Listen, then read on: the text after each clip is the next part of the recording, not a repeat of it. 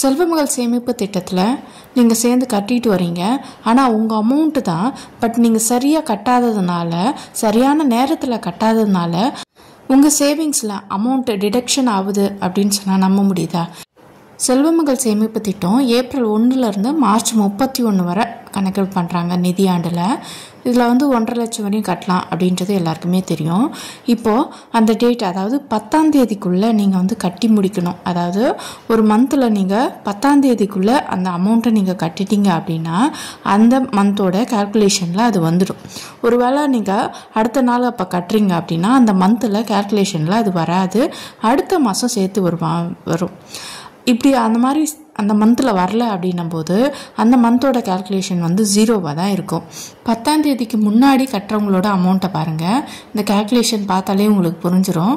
அது மந்த்லி 0.7% அப்படின்ற வட்டி வீதத்தில் கட்டிக்கிட்டுறாங்க. வருட கடைசியில் நம்மளுக்கு 1,57,303 ரூபா அப்படி கிடைக்குது. கரெக்டாக 10ஆம் தேதிக்குள்ளே கட்டாதவங்க, அடுத்த நாள் கட்டுறவங்க, ஸோ 30ஆம் தேதிக்குள்ளே என்றைக்கு வேணால் கட்டுறவங்களுக்கு இந்த கால்குலேஷன் வரும். பாருங்கள், 0 போட்டிருக்காங்க. ஃபஸ்ட்டு மந்தோட அந்த கால்குலேஷன் 0 போட்டிருக்காங்க. ஸோ அப்போது உங்களுக்கு வருட கடைசியில் பணம் 1,55,912 ரூபா கிடைக்குது. இப்போ இதோட டிஃப்ரெண்ட் பாருங்கள். 10ஆம் தேதிக்குள்ளே கட்டுறவங்க 1,57,303 ரூபா கிடைக்குது. 10ஆம் தேதிக்கு அப்புறம் கட்டுறவங்களுக்கு 1,55,912 ரூபா கிடைக்குது. ஸோ அப்போது உங்களுக்கு கிட்டத்தட்ட 1000 ரூபாய் டிஃப்ரெண்ட் கிடைக்குது. இது ஒரு சின்ன அமௌண்ட்டு தானே, பரவாயில்ல அப்படின்னு நீங்கள் நினைக்காதீங்க. இப்போ இது வெறும் 1000 ரூபாய் கட்டிட்டு வரவங்களுக்கு ஓகே.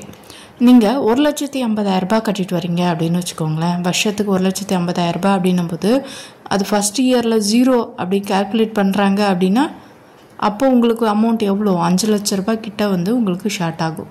ஸோ அதனால் 10ஆம் தேதிக்கு முன்னாடி கட்டுறதுக்கு ட்ரை பண்ணுங்கள், சரியா?